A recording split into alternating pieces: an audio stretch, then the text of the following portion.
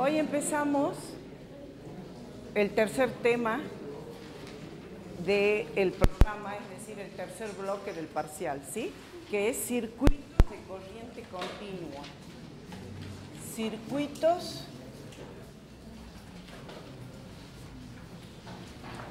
de corriente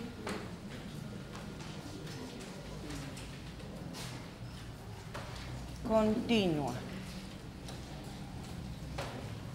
Resulta que hasta ahora hemos venido estudiando todo lo que eran cargas en reposo, es decir, cargas que estaban ubicadas en alguna configuración esférica, plana o lineal, ¿sí? Pero ahora vamos a empezar a estudiar cargas en movimiento. Resulta que hasta el año 1800 no sabían nada sobre las cargas en movimiento porque hasta entonces no habían podido encontrar una forma de mantener una diferencia de potencial en los conductores. En el año 1780, un físico italiano llamado Aloisio Galvani, que estaba investigando sobre las terminales nerviosas de las patas de rana, descubre que cuando él tocaba las patas de rana con dos metales diferentes, las patas sentían una especie de contracción, con lo cual él se dio cuenta que debía pasar una corriente o un flujo de cargas a través de los músculos y por eso se contraían. De esa forma él idea unos elementos que hoy se los conoce como celdas galvánicas, que eran unos metales diferentes, zinc y cobre, envueltos en una solución salina con una tela. Años después, Alessandro Volta toma la idea de Galvani y crea la primera pila, con la cual podía mantenerse una diferencia de potencial entre los bornes de un circuito. Y así fue como empezaron a investigarse todos los fenómenos de circulación de corriente o de flujo de carga dentro de un conductor. Entonces, fíjense chicos, lo primero que vamos a analizar es un tubo de flujo, justamente, como su nombre lo indica, que sería una sección de conductor, ¿sí? En este tubo, fíjense, si existe un campo eléctrico, es decir, que le aplico una diferencia de potencial entre los bornes, inmediatamente aparece en su interior un campo eléctrico que hace que las partículas que están en una sección se muevan en un determinado tiempo hacia otra posición. ¿Se entiende? Donde esto es la sección transversal del tubo, es decir, ¿qué quiere decir transversal? Que lo estoy cortando perpendicular al tubo, ¿se entiende? Bien, entonces se define como corriente, vamos a anotar acá, definimos como corriente a la cantidad de carga que atraviesa esa sección en un determinado tiempo, ¿sí? A la cantidad de carga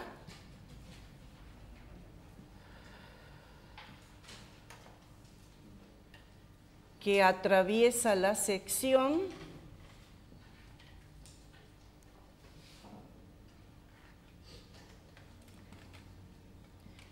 en un determinado tiempo.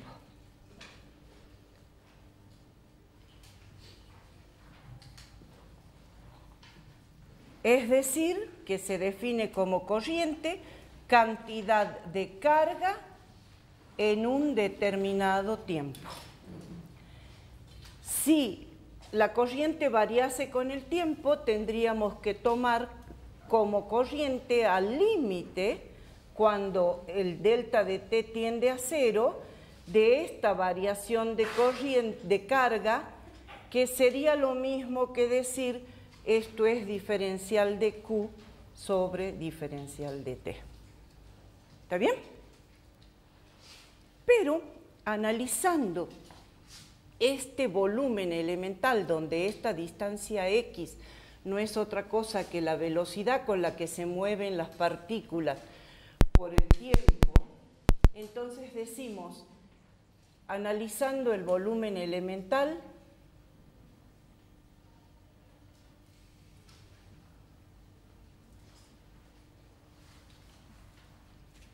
la cantidad de cargas que atraviesa serían entonces n veces q, la cantidad de cargas, por el volumen comprendido entre las dos secciones. Vamos a anotar todo, por el volumen comprendido. Esto sería la corriente total, cantidad de carga sobre el tiempo. ¿Está bien? ¿Y esto cuánto vale? Justamente vale la cantidad de carga total y el volumen no es otra cosa que esta distancia x que dije que sería la velocidad por el tiempo. Entonces esto sería igual a la velocidad por el tiempo que te demore en transitar, con lo cual la cantidad de carga, la corriente estaría relacionada con la cantidad de carga y por la velocidad de desplazamiento de esas cargas. ¿Está bien? Como hemos definido como densidad volumétrica de carga a la cantidad de carga, entonces vamos a decir que la corriente no es otra cosa que, perdón, aquí en el volumen nadie me dijo nada, he puesto solamente la distancia esta, pero ¿y el área? ¿Sí? Para que sea volumen aquí tendría que haber puesto la sección transversal. ¿Se entiende? Porque volumen es área por longitud. Bien, entonces, como el ρ es n veces q, esto me queda ρ, perdón, creo que con el área también, n veces q por el área, porque sería el volumen, sí. Esto me queda, no, perdón, está bien así. Esto me queda ρ por el área y por la velocidad de desplazamiento. Pero nosotros vamos a definir una cantidad que se llama densidad de corriente,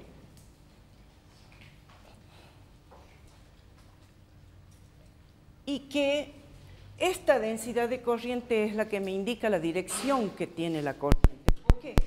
Porque la corriente en sí, así como la hemos definido, es un número escalar, no me indica para dónde va. Sin embargo, la densidad de corriente, que se va a definir como la corriente dividido el área de la sección transversal, es un vector que me indica hacia dónde va la corriente. Y siempre la corriente va desde la zona de mayor potencial a la zona de menor potencial. ¿Sí? Entonces, en este caso, la densidad de corriente sería ρ por la velocidad de desplazamiento de las cargas. Ahora, les voy a contar qué es lo que sucede en realidad en el interior de un cable conductor, para que ustedes entiendan por qué los electrones se mueven tan lentamente. ¿Está bien? ¿Lo van entendiendo hasta acá? Bien. ¿Cómo? ¿Puedo ir más despacio? Sí. ¿Cómo no? Esperamos un ratito. Bien, y perdón, acá les voy a decir, la unidad con la que medimos corriente es unidad de carga, que es el coulomb, dividido la unidad de tiempo, que es el segundo. Y a esta unidad se la llamó ampere, en honor al físico Luis María Ampère. ¿Está bien? Este es ampere, unidad de corriente. ¿Sí?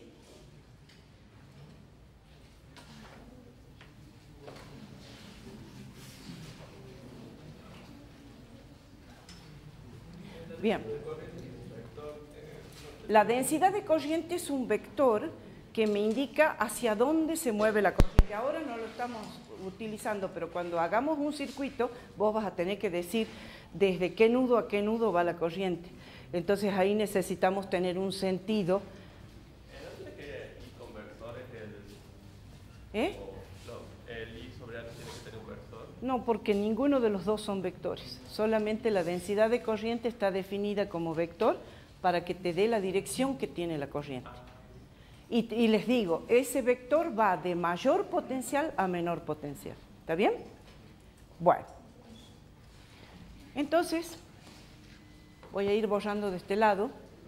Sí. Sí, es un vector. Indica la dirección de la corriente. Por eso acá le puse el vectorcito.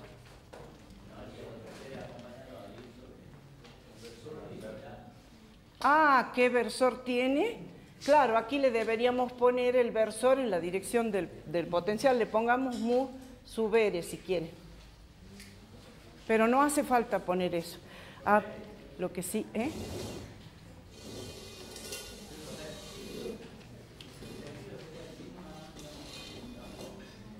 El sentido del campo, exactamente. Y ahora vamos a relacionar la corriente con el campo. ¿Está bien? Que es lo que quiero mostrarles, ¿sí? Bien. Fíjense entonces, lo que quiero contarles ahora es qué es lo que sucede en realidad dentro de la materia conductora donde se establece la corriente. Si no existe campo eléctrico, es decir, si tenemos el conductor al vacío, los electrones se mueven lo mismo aleatoriamente, es decir, supongamos que esto es un zoom de un pedacito de acá adentro.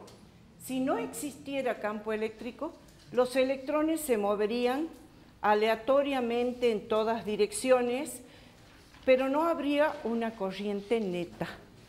¿Por qué se moverían así? Porque tienen energía térmica y decimos que en un momento la velocidad en X tendría otra componente igual y opuesta, de tal suerte que en todo el movimiento aleatorio la velocidad en X sea 0. Lo mismo sucedería con la velocidad en Y, siempre habría otra componente que la anule, y lo mismo con la velocidad en Z. Siempre habría una componente igual y opuesta que anule la anterior. De tal suerte que cuando la materia está quieta sin intervención de un campo eléctrico, el movimiento aleatorio es igual a 0, a pesar de que sabemos que vibra internamente. ¿Está bien? Sin embargo, si yo le pongo un campo eléctrico en el interior, es decir, le conecto una diferencia de potencial para que se establezca un campo eléctrico en este sentido, supongamos en la dirección X. ¿Está bien? ¿Qué es lo que va a suceder? Fíjense, en la dirección X este electrón va a sentir el efecto de esta fuerza eléctrica. Como es electrón, no se olviden que la fuerza eléctrica tiene sentido opuesto al campo eléctrico. Entonces vamos a decir, aparece una fuerza eléctrica que va a ser igual al campo por la carga, que como en este caso es un electrón, va a ser así. ¿Sí? Entonces, la velocidad con la que se va a mover la partícula, en este caso, ya no va a ser la velocidad en equilibrio, sino va a ser la inicial en equilibrio más la aceleración por el tiempo t, donde la aceleración la obtenemos por la segunda ley de Newton de la fuerza eléctrica. Es decir, recuerden que la fuerza eléctrica, que en este caso es menos E por E, cumple con la ley de Newton, entonces decimos es igual a la masa por la aceleración. De acá vamos a decir entonces la aceleración es menos la carga por el campo dividido la masa. Con lo cual nuestra velocidad en la dirección X sería igual a la velocidad inicial en X menos E por E sobre la masa y por el tiempo t. ¿Y qué pasaría con la velocidad en Y y la velocidad en Z? Serían igual a 0 porque el campo solo tiene componente en X. Y habíamos dicho que las componentes iniciales debido a la energía térmica eran cero, entonces estas dos velocidades serían cero. ¿Está bien? Lo que dije es que las componentes en Y y en Z de la velocidad van a ser cero porque el campo eléctrico solo tiene dirección X. Y como hemos dicho al comienzo que la velocidad inicial debida a la energía térmica era cero en toda la masa porque siempre había una componente en un sentido y una componente en otro que anulaba, entonces concluimos que solamente las partículas van a tener velocidad en la dirección del campo eléctrico, ¿sí? Entonces decimos, pero entonces podríamos, si lo dejo un tiempo muy largo conectado, podríamos tener velocidades muy grandes, lo cual sería una paradoja porque contradeciría el principio de conservación de la energía. O sea, fíjense, si hago un gráfico de velocidad con respecto al tiempo, diríamos que la velocidad de esas partículas crecerían enormemente, lo cual no es así. Resulta que esas partículas están dentro de la red cristalina del metal y sufren choques con las partículas fijas. Entonces, esa velocidad crecería hasta el primer choque. ¿Está bien? Con lo cual pierde toda su energía en ese tiempo t que le vamos a llamar tau, después les cuento qué es, pierde toda su energía y vuelve a cero la velocidad. Pero como el campo eléctrico existe, entonces vuelve a crecer hasta el siguiente choque, con lo cual vuelve a decaer a cero y así sucesivamente. ¿Está bien? Entonces nosotros decimos, como la velocidad máxima de la partícula, la velocidad máxima que va a adquirir la partícula, es justamente igual al campo por la carga dividido la masa y por ese tiempo t, vamos a tomar un promedio dividiendo por 2, y esta velocidad promedio es la velocidad con la que se desplazan las partículas. ¿Está bien? Entonces, tomando el promedio, ya les voy a mostrar algo, tomando el promedio, tenemos que la velocidad se le dice de deriva o velocidad de desplazamiento, que es la velocidad promedio, es igual a menos e por e sobre este tau sub c sobre 2 y sobre la masa, donde este tau sub c se le llama tiempo libre medio entre choques. ¿Sí? Lo anotemos acá. Tiempo libre medio entre choques. Y este constante, tiempo libre medio entre choques, depende de cada material. Es una constante que depende de cada material. Yo he traído algo para mostrarles que es similar al movimiento de los electrones. ¿Sí? Fíjense, si los electrones estuvieran libres como las moléculas de un gas dentro de un tubo, se moverían con la aceleración de la gravedad. ¿Está bien? No sé si todos pueden ver, pero después se pueden arrimar. En cambio, este sería la red cristalina interna que está fija y entonces los electrones, ¿bien? ¿Pueden observar? Van sufriendo choques, con lo cual van perdiendo la velocidad y esa velocidad que tenía una energía cinética se va transformando en energía térmica adicional. Y por eso es que los conductores siempre se calientan, ¿sí?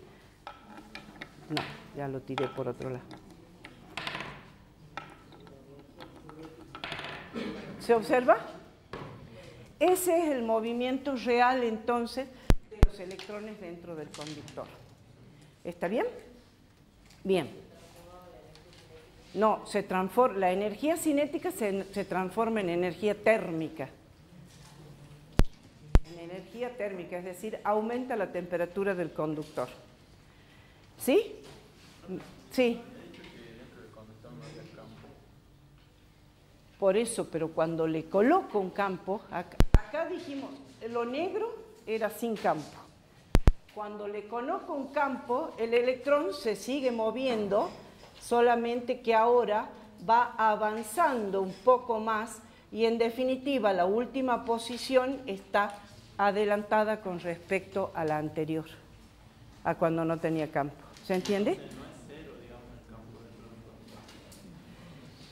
El campo dentro de un conductor no es cero si yo le agrego una diferencia de potencial.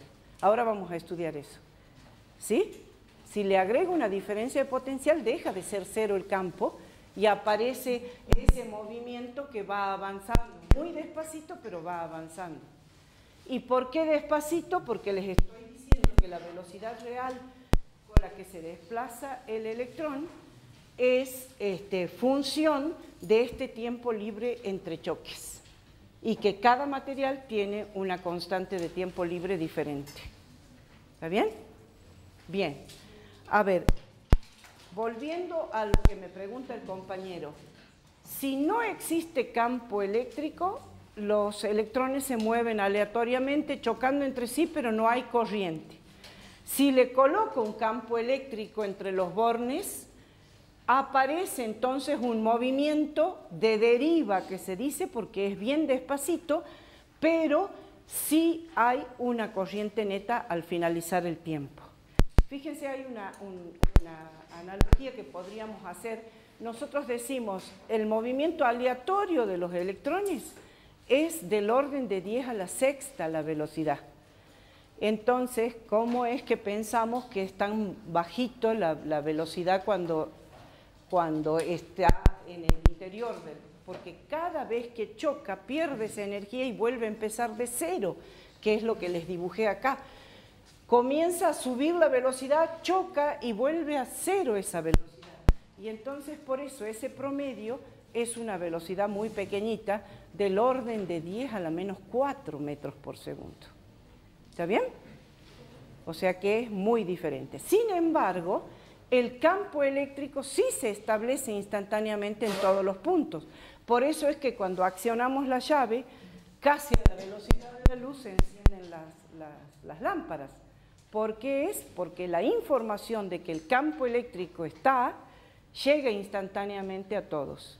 Es como cuando, a ver, una analogía que siempre les cuento, cuando están por desfilar los soldados, escuchan la voz del sargento que les dice marchen y todos al unísono empiezan a marchar. ¿Por qué es eso? Porque la velocidad del sonido es mucho mayor que la velocidad de reacción del hombre y entonces todos sienten al mismo tiempo. Lo mismo pasa con el campo eléctrico. Todos los electrones se enteran al mismo tiempo que se estableció el campo eléctrico. Entonces, cuando enciendo la llave, no es que el electrón que está en contacto con la llave llegó hasta la lámpara, no, llegó la información al último electrón. Es como, a ver, una manguera, todos deben haber visto, cuando pongo agua en la manguera, el agua que sale por la punta no es la que salió del grifo, es la que estaba en el interior de la manguera próxima a salir, ¿se entiende? Bueno, lo mismo pasa con los electrones. ¿Sí? Bien.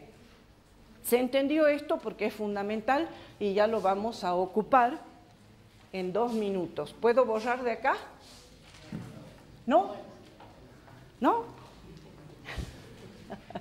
Lo mismo, ahora vamos a hacer un dibujo parecido.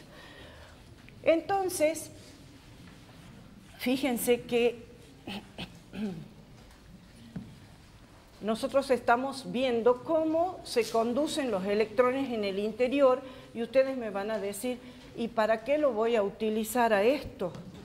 Bueno, lo voy a utilizar justamente sabiendo que la densidad de corriente J es directamente proporcional al campo eléctrico E. Y aquí sí, si ustedes quieren, van a decir, bueno, esto es un vector porque esto es un vector. Y ese coeficiente de proporcionalidad es una constante que depende de cada material y que se llama conductividad. conductividad. ¿Está bien? Entonces decimos, teniendo en cuenta esta relación que es la ley de Ohm, ustedes no la conocen con esta forma, pero ahora la van a reconocer, ¿sí? Es la ley de Ohm. Entonces decimos, bueno, pero ¿cuánto vale entonces mi densidad de corriente J? Recuerden que habíamos dicho que era ρ por la velocidad de desplazamiento de los electrones.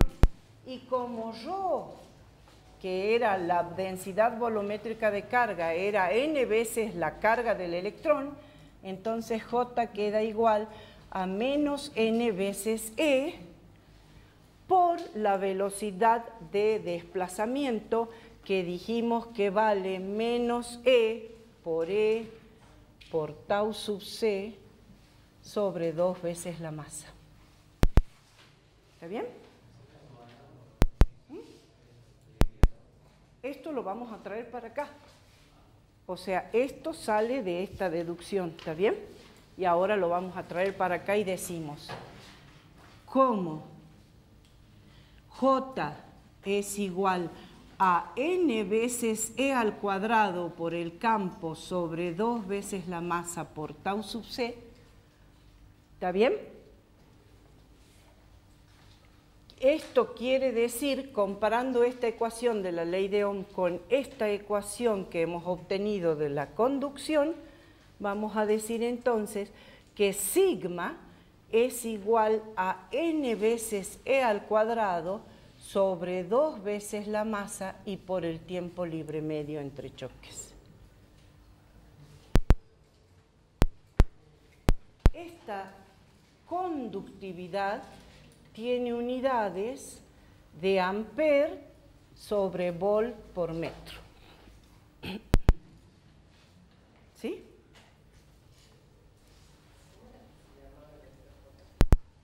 Densidad de corriente.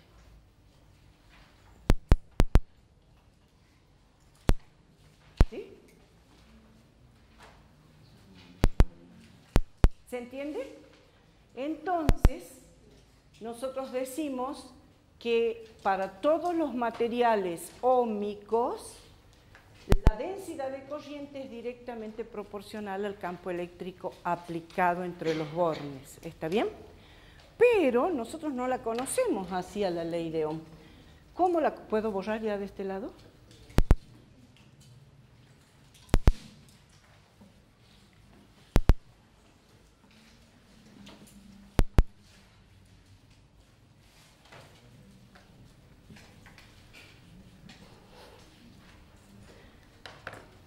Fíjense, resulta que si yo vuelvo a mi tubo de corriente que había analizado hace rato y vuelvo a las dos secciones, ¿sí?, que están separadas, entonces un diferencial de línea, y acá están con un campo eléctrico aplicado. ¿Se acuerdan que habíamos dicho que el potencial era igual a menos la integral, suponiendo que esto tenga una longitud L total, entre 0 y L, del campo eléctrico escalar diferencial de línea? Esto tema de la clase pasada. Y en definitiva, esto era igual a menos E por L. ¿Recuerdan? ¿Cómo? ¿Qué dice arriba? Acá, diferencial de línea. Es lo que se desplaza desde una sección a la otra. Antes lo había llamado X, ahora le llamo diferencial de línea para recordar cómo vimos el potencial.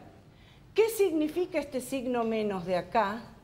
Significa que cuando avanza la corriente desde un punto a otro, hay una caída de potencial, ¿está bien? Por lo tanto, nosotros podemos decir que el campo eléctrico es igual al potencial dividido la longitud. Vamos a llamarla con minúscula porque arriba le puse minúscula. ¿Sí?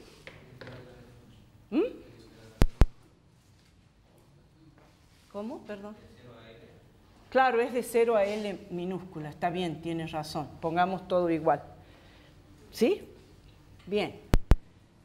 Entonces, fíjense, si necesito decir que la densidad de corriente es la corriente sobre el área, y esto es igual a sigma por el campo eléctrico que dijimos que es el potencial sobre L, ¿sí? Entonces, despejando la corriente va a ser igual a sigma por el área sobre L y por el potencial. Y esta es la ley de Ohm, fíjense chicos, si les digo, si tomo la inversa de la conductividad, es decir, ahora le llamo a la inversa de la conductividad, le llamo resistividad ρ, ¿me creen? ¿Qué es la ley de Ohm?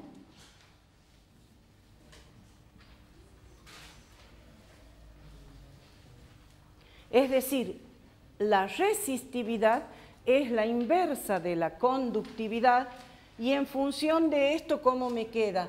Que la corriente es igual a 1 sobre ρ, ¿sí? 1 sobre ρ por el área, sobre la longitud y por la diferencia de potencial.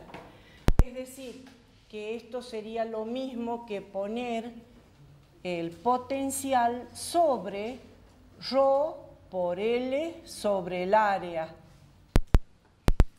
¿Sí?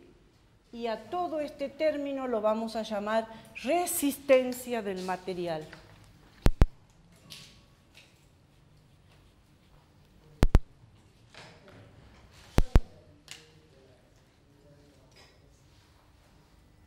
Ahora te voy a decir, la resistencia es igual a la resistividad, que depende de cada material, por la longitud del conductor dividido la sección transversal o área. ¿Está bien? Y con esta nueva nomenclatura me queda que la corriente es igual a la diferencia de potencial dividido R, y así es como todos conocemos la ley de Ohm, ¿o no? Esta es la ley de Ohm tal como la conocemos de antes. ¿Está bien? ¿Se entiende? Donde entonces la resistencia la vamos a obtener teniendo en cuenta esta resistividad que depende de cada material, la longitud del cable y la sección transversal del conductor. ¿Está bien? ¿Se entiende?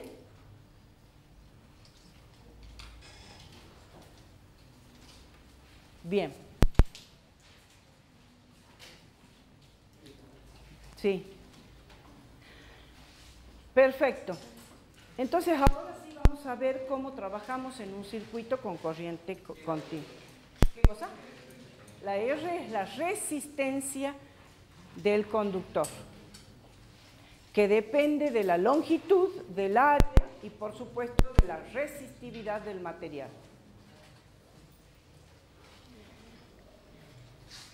En este caso la resistencia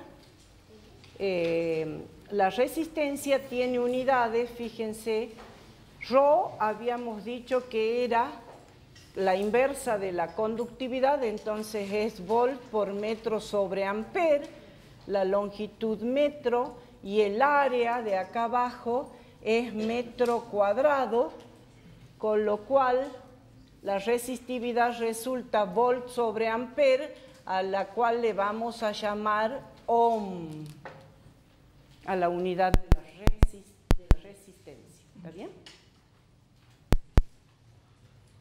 Recuerden que este símbolo significa que todo esto son las unidades de la ecuación.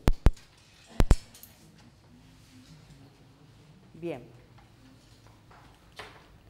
Vamos a esperar que terminen y hablamos de cómo hacemos para mantener el flujo constante de cargas.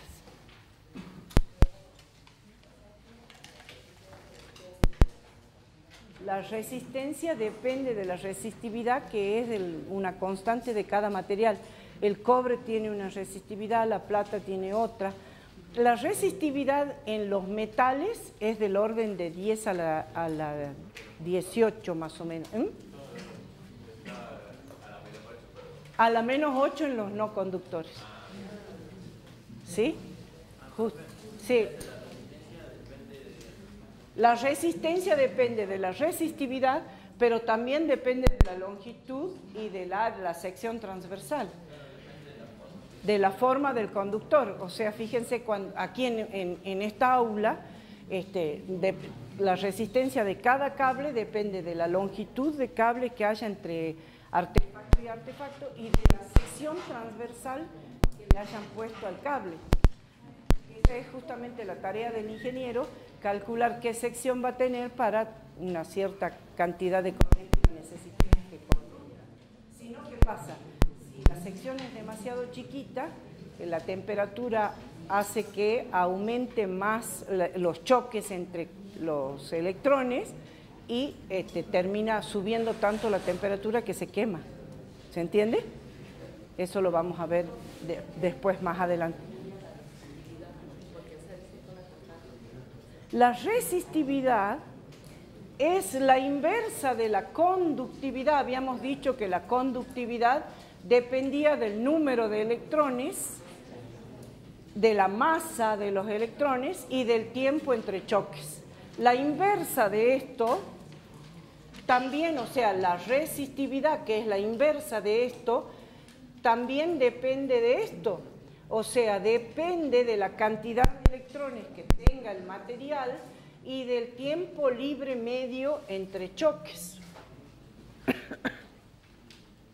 Por eso es que digo depende de cada material.